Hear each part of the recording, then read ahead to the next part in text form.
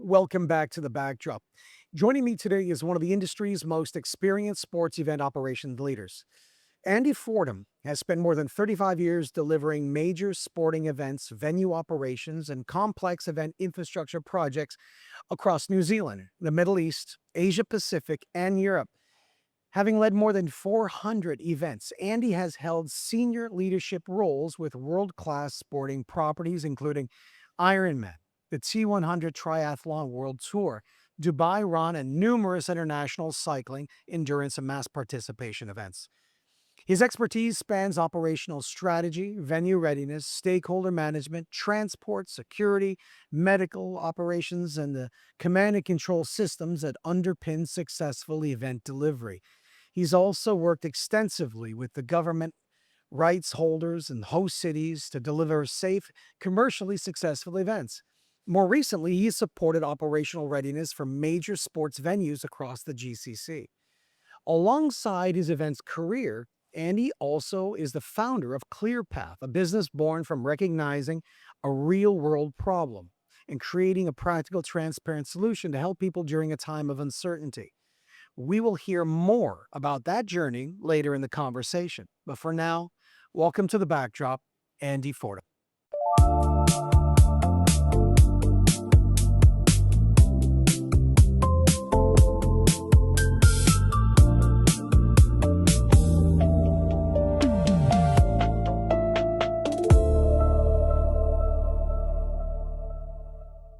Andy, really great for you to join us today. I'm really happy you could find it in your schedule. It's very humbling when you've been doing this for almost 3 decades, and every time you get a guest, you feel like you're an amateur because everybody you bring on has so much experience in this industry, and uh, really happy that you could join us and share a lot of that experience with us. So thanks for joining us. Yeah, I'm just happy to be here and share my experience and share my stories. Amazing, and your perception of where we're going with the events industry, and on the larger scale is really where that's sort of your wheelhouse, right? Where your experience lies. And I wanted to ask you, and I've always been intrigued by large scale events, and when when you bid for them. Luckily, if you win them and you host them, so much goes into not just the bidding process, the budgets, and then you go into sort of security, pedestrianization, zoning, and in every it's huge. It's huge. But it could really be a windfall for a city or a country. So, having said that, in your experience, when is it worth it? Like, when does sort of the operational cost and the governance of bidding for and winning a large scale event sort of outweigh sort of the results? I think that having spent 18 years in the region, I think this region is very unique compared to a lot of countries in the world. I'll use cycling as a particular example. Yeah. So when the what started off as the Dubai Tour was first going to come here, and I've been involved in cycling all my life. Um, I think a lot of people internationally would question why would an international cycling event come to the Middle East when it has no profile? But that can kind of be aligned with why would the Football World Cup go to Qatar when it didn't have that kind of European, South American feel to it, but it was still one of the most successful World Cups that was ever held. So when you're looking at cycling coming here, listen, there has to be a return on investment for the country in terms of whether it's exposure for the country. So when you're watching, whether you're watching the Tour de France or whether you're watching the UAE Tour, the helicopter is always panning over to landmarks. This is why we finish on the Palm Jumeirah. This is why we finish on the Corniche. This is why we finish on Hudayrat Island, or why we finish in Jebel Jam. These are all landmarks within UAE that accentuates what we do here. But also, if you take cycling as an example, what started off as the UAE Tour, the Dubai Tour in Dubai, which then became the Abu Dhabi Tour and the UAE Tour that were 1 week apart, and then they got merged to become the UAE Tour. You only need to look at where that's gone. You have the Abu Dhabi government owns Team UAE men's team. The Abu Dhabi government owns the women's team. The Abu Dhabi government bought the Italian cycle brand Colnago. The UAE government, when I say the UAE government, one of their investment arms bought Wolfie's bike shop. They bought Whoosh Oh, I didn't know cycling that. online platforms. So they're not just about putting on events, but they're putting on a wider infrastructure around this whole thing. So Tadej Pogacar, who multiple winner of the Tour de France, he rides for Team UAE Emirates. So we have a team that's been born and bred here in a non-cycling. When I say a non-cycling country, we're not like France. I've been to the Tour de France. Every day there's a million people that line the roads watching a Tour de France. We will never have that here, okay? Because there isn't the passion around cycling like you would get out of Europe, but the events are still highly successful. And they're also part of the roadmap for the cyclists. And they're always at the start of the year. It's how they kick their seasons off. And then traditionally the season always ends after the Tour of Spain. So you got about a 9-month season, and you get the very best cyclists in the world coming here to compete. So I think it's a longer term investment, not just from a Dubai or an Abu Dhabi perspective, but from the country to develop credibility about it. A few years ago, the World Cycling Champs were held in Qatar, and there was a lot of international criticism because the crowds were effectively non-existent. But you have to do these things and learn about how you make these things better and make them more attractive to the people that live there. You just can't say, we can't do it, we're not going to bid for it. And we're seeing a lot of this in Saudi, where there's a lot of events that you would never think that would have ever come to the region that are now being held. Yeah. Well, I know that cycling is a good context point for you. Cycling is really a massive part of your life. It's a passion for you. I know that. Um, if you are organizing a cycling event or any kind of event, because it's not just cycling, you spent 35 years or more running events, large scale events of every kind, and you need all of those sort of tethered entities working together as one to make it work successfully. And sometimes it's not a concern about poor delivery. Sometimes it's poor integration from the beginning.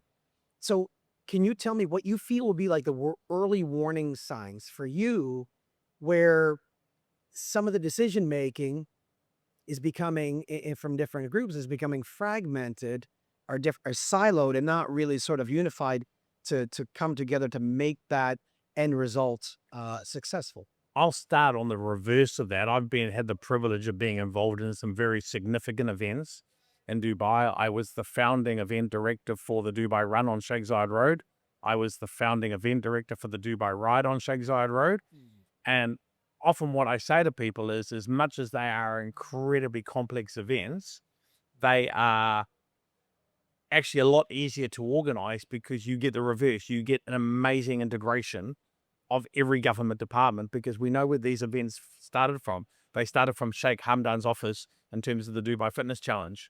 So from a credibility perspective and a exposure perspective, they want these events to be perfect. So whether it becomes 50 ambulances and 100 police cars and every possible integration, because not many people know this, but many years ago, the government formed a entity called the Event Security Committee. Okay, and that event security was designed around getting all these agencies to work together. So I remember in the really early days of when Dubai Tour came along, I was asked to explain how cycle racing works, because if you haven't followed cycle racing is very different to triathlon. If you have a triathlon, you have to shut down roads for 3, 4, 5, 6 hours. Cycle racing, you don't have to, because it's rolling road closures by where they're going past. But the person that headed up that event security committee from day one is currently the chief of police. So I've known the chief of police right from back in those early days, and you could see how much he was passionate about linking police, ambulances, civil defense, customs, every government department to ensure that these events are streamlined. And obviously that's carried on to the fact that when he was promoted to become chief of police, he's incredibly supportive of all of these kind of events. Now, the challenge that you have is that if you are a small private entity trying to bring international events, in other words, these are not government initiated events, but they're private, that's where more of the hurdles come in, because you have to convince these authorities on the value proposition of what you're doing. and then try to get the same level of support of what it would be for a government event.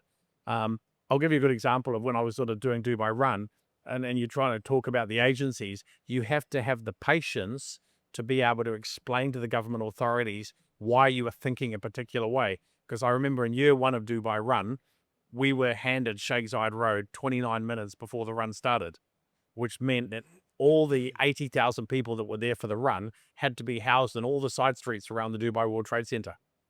Okay. Yeah. And that was quite a huge mission. When we relaunched the run after COVID in 2021, I petitioned for two things. I petitioned for Sheikh Zayed Road from 3 o'clock in the morning for an event that started at 6:30.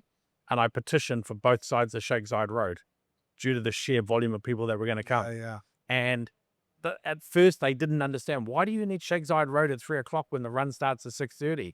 And when I showed them crowd models of how long it would take to get 300,000 people loaded into Sheikh Zayed Road, Yeah. they saw it. Yeah. And to me, closing down Sheikh Zayed Road, whether you close it down at 2 o'clock in the morning or 6 o'clock in the morning, has the least amount of impact on the city.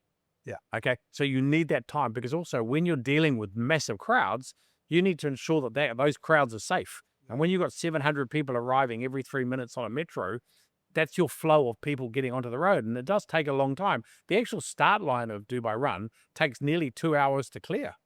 So when the gun goes, it's still 2 hours later, people are crossing the start line, Yeah. like major marathons. So it's about using your expertise and winning the trust of the local authorities, and how you also win their trust at the back end. And if they say to you, I want Sheikh Zayed Road open by 10 o'clock in the morning, you give it back to them at 9:45. Yeah. Don't give it back to them at 11 and said it took longer to clear. Have all your systems in place. So when they go, oh, that's good, we have no problem, we'll give it to you at 1 o'clock next year, because you give it back to us at a time that we need it. Yeah. And I think that it's that sharing of experience, because I come at it from a Western experience perspective. So once you share your knowledge and you give them a reason why such a thing has to happen, Yeah. then they're on board. Yeah. It's causation. Yeah. And I even remember being kind of chuckled about when I said I would like to get both sides of Sheikh Zayed Road, and they said, "Well, that would never happen." Mhm. And I said, "Well, George Bush did it, and that's a challenge for me." Yeah. And it actually came about in 2020 because there was no Dubai Run because of COVID, and we did Dubai Ride. And the initial proposition is that the cyclists would ride all up D86 or Mustaqbal Street and then come down Hadika Street and down Sheikh Zayed Road. Yeah. And I said, these are not pro cyclists. These are just people out on their bike. And our Mustaqbal Street, with all its twists and turns and curbs and intersections and everything else, is a recipe for disaster. Just give me both sides of Sheikh Zayed Road. Yeah. And when you gave the argument saying that, it's the safest thing, and they go, well, what do you do when you get to the other end? Because you can't go around Defence Roundabout because that will create congestion. I go, just take away 50 meters of median barrier for the day. Yeah. And you just open up Sheikh Zayed Road. So when you give them a compelling reason why something's going to work better, and from my understanding, because I was involved in that event for the first 3 years, there's never been a major incident. There's never been a major bike crash. And you've got 30,000 people just going along having fun. But part of that is also the mentality where we pitched it as an event where this is not about Strava segments or Lance Armstrong wannabes. This is about people that just want to go for a ride on a major highway and celebrate fitness in the city. Yeah. And so we managed to create that from day one, where it's not about a bunch of, lycra-clad middle-aged men racing at 40 kilometers an hour, but it's about everybody going out having fun.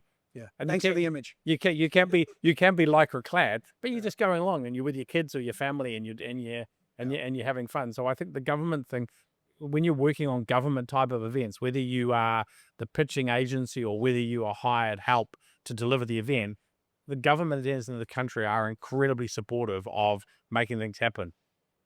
What I think that needs to happen is an evolution where international events are brought in by people, and you get that closer integration with the government where they offer that same level of support to make the events a success. Because there's so many things that are happening in the region that I can think of that we could do really, really well at. But it's just a question of, are those events going to come here accordingly? I'll also touch on the fact that I think that Dubai over-delivered on Expo 2020. Yeah. In my It opinion, was something else. I think that what people's expectations of it was as an event, but how well it went, how smooth it ran. Yeah. There's systems in place to make it, because it actually just became a place where you would go and meet your friends. But I think that the people that have been here for a while that have been in the industry have, worked with governments. It's not a surprise. I mean, to us in here, I think it was kind of yeah, it was over, the expectation. But we knew that they were really going to deliver something special. I mean, it's always got to be a bit get better. Um, but but for the international guests, it was just something else. I mean, really, really incredible. But you also look at, the curveball with COVID that they had to deal with. Yeah. And also, if you talk to people, that the attendance numbers in January 2021 Yeah. were some of the worst because of the number of people that got sick with COVID, and some pavilions had to close because they didn't have enough staff and because there was the testing in place. But they still put people's health first before they did the expo. And I think they had about 25 million visitors over 6 months, Yeah. which is like a million a week, which is incredible. And it sets a very high bar for what Saudi is doing in 2030. Yeah.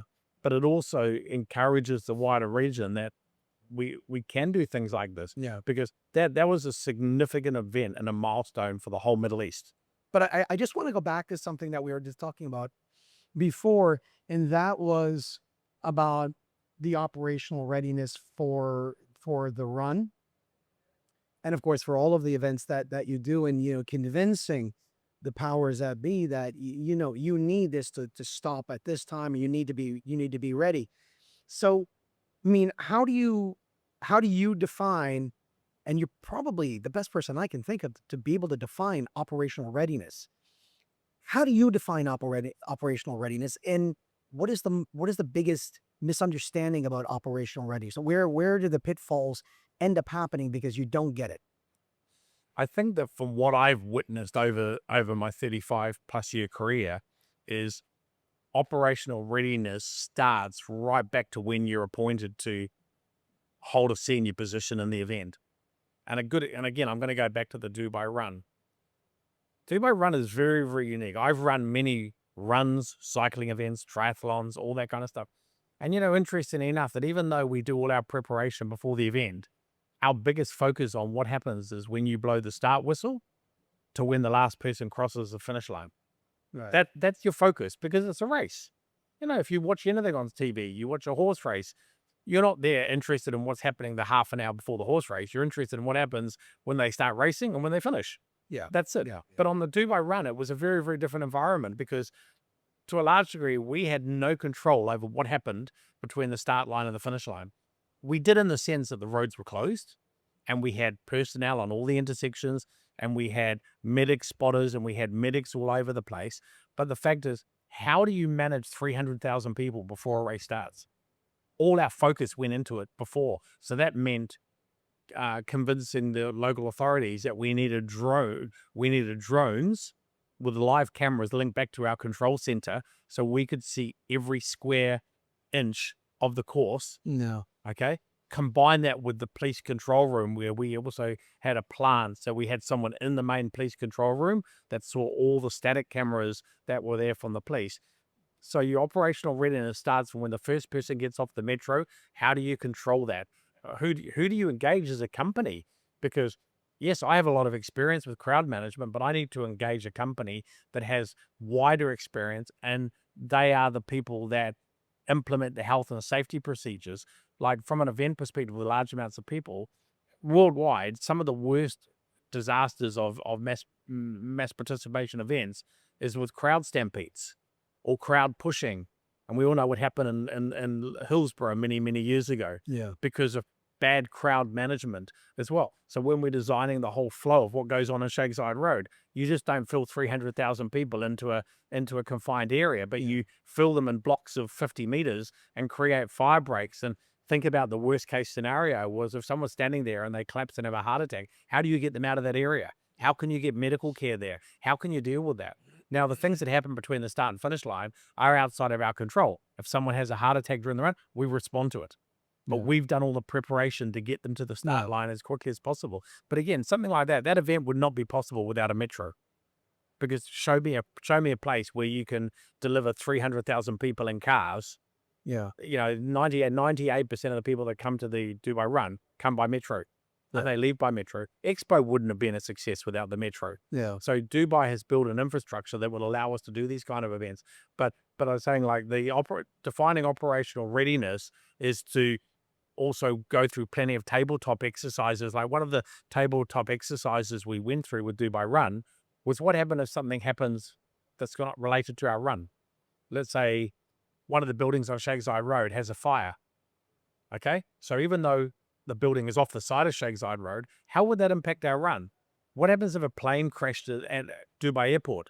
How many emergency services would be called to Dubai Airport, Yeah. let alone the police, to Yeah. deal with that? So we had lots of tabletop scenarios of things that were not your sprained ankle or your heart attack during a run, but things that could potentially go wrong.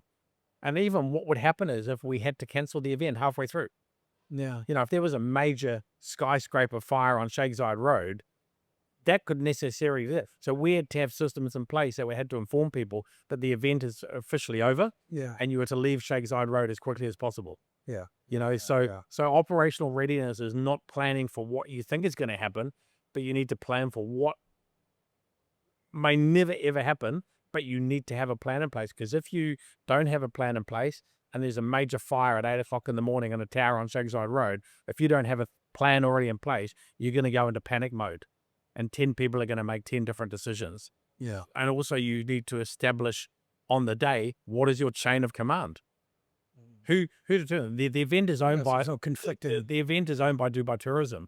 They're the ultimate sayers of yay or no, whether the event will Yeah. go or whether it won't go. But they are taking the advice of the health and safety professionals that are engaged, the event director, the operations director. They're collectively listening in control room on what is the best possible advice. But ultimately, it's their event, and they're the ones that have to make that decision accordingly. So that actually that leads perfectly into the next question because, um, and I'm glad you said that because holistically we're talking about operational strategy as well. So when you're talking about operational strategy, you're talking about potentially competing priorities or competing ideas with potentially different stakeholders. How can you align all of those ideas and all of those priorities into one, whether it's a public sector or sorry, whether it's a government event or it's a private sector event, commercial event, any kind of event, large, small? How do you tie in into one aligning uh, strategy, operational strategy, or can you for to create the most successful event that you possibly can? I think How do you get people to see it the right way and merge that idea? I think the balance. If you take, say, Dubai Run, it's an entirely government event. Yeah. And they hire people that are experts in their field, indirectly through an agency, but obviously through people that are very experienced in that area. Another significant event that I was involved in that came to the city was the Dubai leg of the T100 triathlon series in Yeah. 2024. And that was the first year it had come here. It was the first year the series had been run.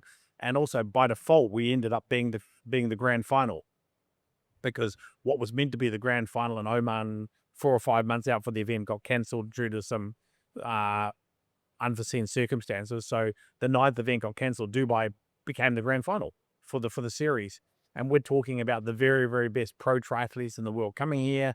It sat right within in the window of the Dubai Fitness Challenge, so it sat in between Dubai Run, Dubai Ride. You had over 3 days, we had 5 events with 10,000 people taking part, and the event is not owned by the government. The event is sponsored by the government, by Dubai Tourism. The event is owned by the Professional Triathlete Organization. So they've got a commercial arm to what they do, and they need to make sure that the event is commercially viable, but they need to work with us and the local authorities because they understand that in the context, let's say, for example, the swim, which took place at Sunrise Beach, let's say, for example, a major storm came in on the morning of the race and the swim became untenable, then that affects the credibility of the event, but the competitors have to understand that safety comes first. So having all those contingency plans, so even to a degree where the government entities have less say in making those health and safety decisions, the organizers the government entities still trust us in our decisions in terms of what we have to do accordingly. But we're still working within specific parameters. So a good example of that event was, we had a sort of scenario where we'd given them the predicted last time that the swimmer would be out of the water. So where they would know what times the roads would be opening, because it was a from Sunrise Beach back to Maidan, it was a rolling, it was a road closure. But once that last person is gone, that road can reopen again. So it's about giving the government realistic expectations about when the city can return to normal. I think the biggest challenge that any event faces is when you start to close down a city, believe it or not, your biggest opposition are local residents. So if you are shutting down a beach and having an event for 10 hours and it restricts their access to their home or their property, how you mitigate that? And I think this is one area that event organizers, in my opinion, never score 100% on their sheet. And I'll give you a really good example of that is for many, many years, the International Ironman was held down in Sakim Public Beach, just down beside the Burj Al Arab. And in the early years when it started in 2016, and it still did the same course, it used to ride all the way down Sakim, down Al Qudra Road, out towards Bab al Shams and turn around and come back. Yeah. But over the years, the density on that road changed. And what was where I live in Town Square, which didn't open until 2017, and it got bigger and bigger and bigger as the years go on, it became a bigger community. But funnily enough, I was involved in that event for the first couple of years, I ended up becoming like the unofficial Ironman spokesperson because there was no communication from them to the communities affected. But I felt, how would I feel as a parent that if I'd got up on Saturday morning or Friday morning and know that Johnny has to go to rugby and I try to pull out of my community and it's going to take me an extra half an hour to get him to rugby, I'm going to want to know about that in advance. So I found myself on that whole corridor posting upon every community that lived on that corridor saying, hey guys, heads up, there's the Ironman this weekend. This is how it's going to affect you. You know, plan ahead, because you never try to plan events where you lock people into communities, but there are always going to be diversions. There's always going to be delays and everything else. And I think that is kind of important, and not only putting on an event for the people that are actually doing it, but thinking about the people that are in the city, because in any city, you always end up with what they call NIMBYs, not in my backyard. Oh, yeah. You know, That's right. and they just see it as a major disruption to their life, but it becomes less of a disruption if they knew about it in advance. Yeah. You know, it's a bit like having friends in town and say, come and meet us on December the 31st down in downtown in the boulevard. And you're going to go, that's a crazy place on New Year's Eve, because there's a million people down there. And I don't want to meet you down there on New Year's Eve, or I'm going to have to leave at 3 o'clock to get down there at 5 o'clock. Where am I going to park? So if you know about things in advance, you have the planning that you can actually, because the worst part for an event is the social media backlash afterwards, Yeah. where people have complained. 3 hours in traffic. Yeah. But if you forewarn, I mean, I always like telling a funny story is where my son goes to school, it always seems to be affected by the UAE Tour when it comes here. Yeah. And the principal always, whenever she gets the official notice from RTA, she kind of messages me and goes, Andy, can you translate this and actually tell me how this actually affects our students? So I write I actually end up writing, Filter it. I end up writing the newsletter that goes to the parents and says, if you live in Arabian Ranches and you're doing a pickup in this time, do this. If you live in Town Square, you're not affected. If you do this. So it's actually in plain English, because I can read the spreadsheets that they send out about it, but I'm involved in cycling. Other people aren't. And they go, I don't know, can I go here? Can't I go here? Can I not? So I become the unofficial advisor from my son's school to say, this is what you can do. And one time I said to them, just close school early this day. It's too complicated for people. So instead of closing at 3, they closed at 1. And they removed the challenge for people. So, but a marathon, and I mean, these are a marathon, a running event, a cycling event. They take over a city. They're in your 35 years of running events. You can run a conference, an exhibition. Yeah, it has its own, challenges and difficulties. But you're taking over a city. That's uniquely challenging. So when you're doing this, and it comes off, it's successful, there's going to be a few things at the end that you're going to say, this needs to change, or it's just not going to work.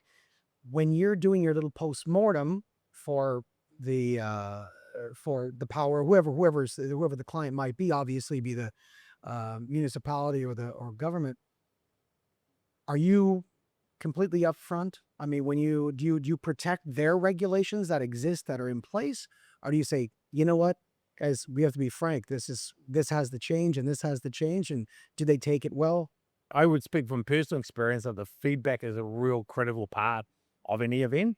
And I can definitely say that the government has taken on board any recommendations that come out every time we do Dubai Run and Ride, so much so that it's, it's a fairly safe formula now. I think that um, one of the reasons why we don't see Ironman here in this region is that it outgrew the location where it was first held, Right. because when you've got 2,000 people running a half marathon on a public walking and running track with no demarcation between the athletes, it's Yeah. not a great experience for the athletes, because they'll get mums and dads with kids just wandering, doing their everyday normal thing, not doing anything wrong, and just crossing the track in front of a runner who's already been exercising for 5 hours and may not have the highest level of concentration. So as an event organizer, you've got to be prepared to say, well, that worked for a few years. We need to find a new venue. I want to close on something that I think is um, y- very much not event related, but I think it's very, very interesting. And I want to talk about something that you've created on the back of, what's happened in the first quarter or two, first 2 quarters of the year that is helping a lot of people. And it's a really, real practical solution. And it's called ClearPath. Can you give us a little bit of background on that? Yeah, I can actually. I started to sit on social media and read about what was going on, and I also run a couple of groups, and I'm well aware of the laws that exist in this country. So I was also being conscious of monitoring what was on a couple of WhatsApp groups that I was on, and setting some rules down for people and whatever else.